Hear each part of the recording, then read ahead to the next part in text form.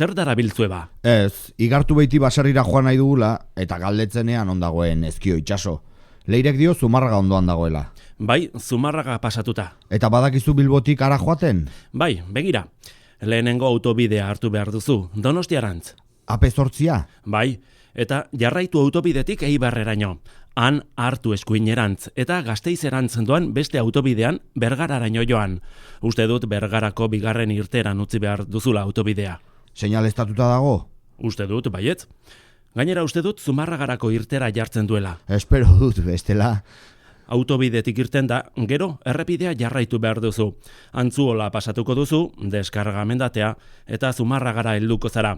Han errepide zaharra hartu behar duzu, eta bidegurutze baten ezkerrarantz hartu behar duzu.